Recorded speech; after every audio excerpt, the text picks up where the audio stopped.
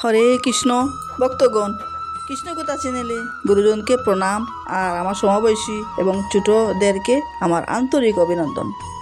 আশা করি রাধাকৃষ্ণের কৃপায় সকলেই ভালো আছেন আর সকলের জন্য কৃষ্ণমতে মতি হয় এই কামনা করে শুরু করছি শয়ন একাদশীর অর্থাৎ দেবশয়নী একাদশীর ব্রতকথা।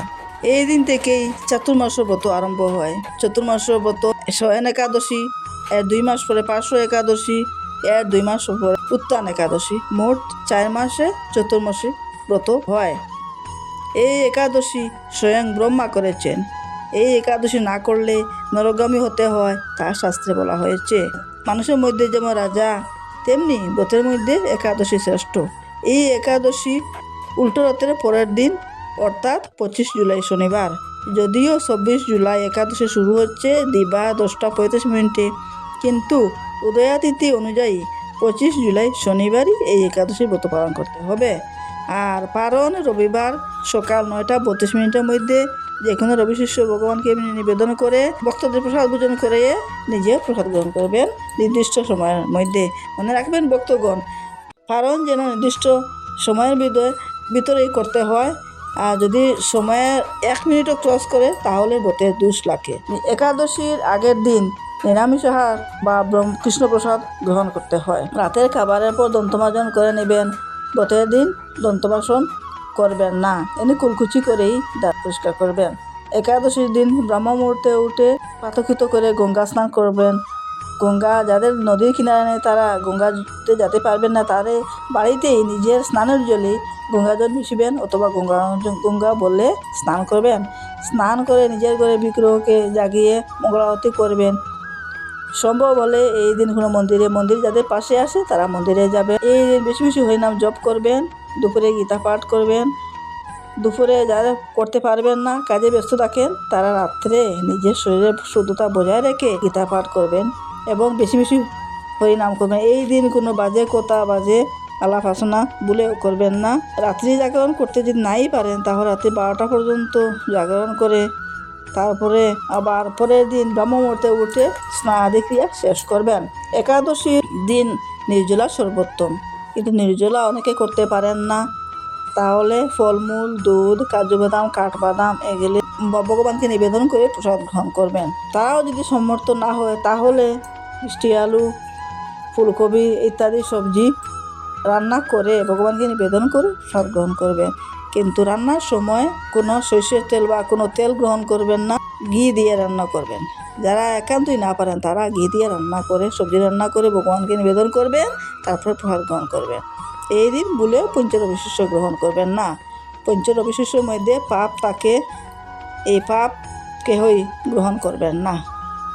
এখন বলি শয়ন একাদশীর ব্রতকথা। মহারাজ যুধিষ্ঠির বললেন, হে কৃষ্ণ, আষাঢ় মাসের শুক্লপক্ষের একাদশীর নাম কি, তাহা কৃপা করে আমায় বলেন। শ্রীকৃষ্ণ বললেন, ব্রহ্মা এই একাদশী সম্পর্কে দেবর্ষি নারদকে যা বলেছিলেন তা আমি বলছি। ব্রহ্মা বললেন, হে নারদ, এই সংসারে একাদশীর মতো পবিত্র আর কোনো ব্রত নেই। এই একাদশী স্বয়ং ব্রহ্মাই করেছেন। সকল পাপ বিনাশের জন্য বিষ্ণুব্রত পালন করা প্রত্যেকেরই কর্তব্য। যে ব্যক্তি এই প্রকার পবিত্র পাপনাশক সকল অবিষ্ট পদার্থ একাদশী ব্রত না করে অন্ন গ্রহণ করে সে নরগামী হতে হয়। আষাঢ়ে শুক্লপক্ষের এই একাদশী শয়নে নামে বিখ্যাত। শ্রী ভগবান ঋষিকেশের জন্য এই ব্রত পালন করা সকলেরই কর্তব্য। এই ব্রতের সম্বন্ধে অনেক পৌরাণিক কাহিনী আছে। বহু বছর পূর্বে সূর্যবংশে মান্ধাতা নামে এক রাজর্ষি ছিলেন। তিনি ছিলেন সত্যপ্রতিজ্ঞ এবং প্রতাপশালী চক্রবর্তী রাজা। প্রজাদেরকে তিনি নিজের সন্তানের মতো প্রতিপালন করতেন। কোনো রকম রাজ্যে দুঃখ, রোগ ব্যাধি, দুর্ভিক্ষ, আতঙ্ক, খাদ্যাভাব ইত্যাদি কোনো অন্যায় আচরণ করতেন না। এইভাবে বহুদিন অতিবাহিত হলো। কিন্তু এক সময় হঠাৎ দৈব বিপাকে ক্রমাগত 3 বছর সেই রাজ্যে কোনো বৃষ্টি হয়নি। দুর্ভিক্ষের ফলে সেখানে দেবতাদের উদ্দেশ্যে দান মন্ত্রের সাহা, সদা ইত্যাদি কোনো শব্দ উচ্চারণ হয়নি এবং বেদপাঠও হয়নি। তখন প্রজারা রাজার কাছে এসে বললেন, হে মহারাজ, দয়া করে আমাদের কথা শুনুন। শাস্ত্রে জলকে নার বলা হয়েছে, সেই জলে মেঘরূপে বিষ্ণু সর্বত্র বাড়ি বর্ষণ করেন। আর তাই তাই ভগবানের আরেক নাম নারায়ণ। সেই বৃষ্টি থেকে অন্ন খেয়ে প্রজাগণ জীবনযাপন করেন। এখন সেই অন্নের অভাবে প্রজারাও ক্ষয়প্রাপ্ত হয়েছে। অতএব হে মহারাজ, আপনি এমন কোনো উপায় অবলম্বন করুন যাতে আপনার রাজ্যের শান্তি এবং কল্যাণ সাধন করা হয়। রাজা মান্ধাতা বললেন, তোমরা ঠিকই বলেছ। অন্য থেকে প্রজার উদ্ভব, অন্য থেকেই প্রজার পালন, আর অন্যের অভাবেই প্রজারা বিনষ্ট হয়, তাহা আমি হতে দেব না। আমার রাজ্যে এরকম নষ্ট হয়ে যাওয়া আমি কোনো মতেই স্বীকার পাব না। তাই প্রজাদের মঙ্গলের জন্য আমি আপ্রাণ চেষ্টা করব। তারপর রাজা ব্রহ্মাকে প্রণাম করে সৈন্যসহ বনে গমন করলেন। সেখানে প্রধান ঋষিদের আশ্রমে ভ্রমণ করলেন। এভাবে একদিন তিনি ব্রহ্মার পুত্র মহা তেজস্বী অঙ্গিরা ঋষি সাক্ষাৎ লাভ করলেন। তাকে দর্শন করা মাত্রই মহা আনন্দের ঋষির চরণে বন্দনা করলেন। মুনিবর তাকে আশীর্বাদ দিলেন এবং কুশল জিজ্ঞাসা করলেন। রাজা তখন তার বনে আগমনের কারণ সবিস্তারে ঋষির কাছে বর্ণনা করলেন।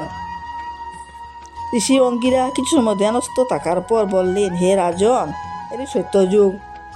এই যুগে লোক বেদপাঠ ব্রাহ্মণ ছাড়া কেউ করে না। এই নিয়ম থাকা সত্ত্বেও এক শূদ্র এই রাজ্যে তপস্যা করছে। তারই অকার্যের কারণে এই দুর্দশা। এই তাকে হত্যা করলেই তোমার সব দূর হয়ে যাবে।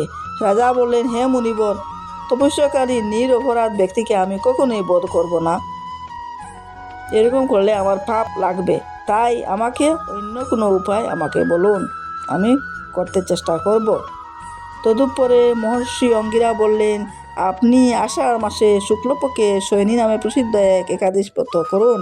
এই ব্রতের প্রভাবে নিশ্চয়ই রাজ্যে বৃষ্টি হবে।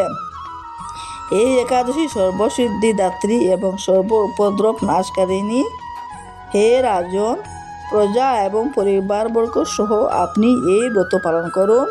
মণিবরের কথা শুনে রাজা নিজের প্রাসাদে ফিরে এলেন। আষাঢ় মাস উপস্থিত হলে রাজ্যের সকল প্রজা রাজার সাথে এই একাদশ ব্রত অনুষ্ঠান আরম্ভ করলেন। ব্রতপ্রভাবে প্রচুর বৃষ্টিপাত হলো। কিছু কালের মধ্যেই অন্নাভাব দূর হলো। ভগবান ঋষিকেশের কৃপায় প্রজাগণ সুখী হলো। এই কারণে সুখ ও মুক্তির প্রদানকারী এই উত্তম ব্রত পালন করা সকলেরই কর্তব্য, তাহা ভবিষ্যৎ পুরাণে বর্ণনা করা হয়েছে। এই একাদশী এতই মাহাত্ম্য, তাহা ছোট বড় সকলেই করতে হয়। যদি অসুস্থ থাকেন, তারা একদম করতে পারবেন না, তারা কি করবেন? এই একাদশীর দিন একটা প্রদীপ জ্বালিয়ে ভগবানের কাছে ক্ষমা চেয়ে, হে ভগবান, আমি একদম অক্ষম, ব্রত পালন করতে পারবো না, আমাকে ক্ষমা করো বলে ভগবানের কাছে ক্ষমা প্রার্থনা করবেন এবং ভিডিওটা এক মনে শ্রবণ করবেন। এই হলো একাদশী ব্রতের মাহাত্ম্য। এই একাদশী থেকে এই চতুর্মাসে ব্রত পালন করবেন, আর একাদশী চতুর্মাসে ব্রত পালন করবেন। এই একাদশী ভিডিও শুনতে যদি কারো ভালো লাগে বা মনোভূত হয়, তাহলে একটি লাইক করবেন এবং চ্যানেলকে সাবস্ক্রাইব করবেন, যাতে পরবর্তী ভিডিও যখন আমি আপলোড করব তখন আপনারা সকল প্রথমেই পাবেন। হরে কৃষ্ণ কৃষ্ণ কৃষ্ণ হরে হরে, হরে রাম রাম রাম হরে হরে। তৎসৎ।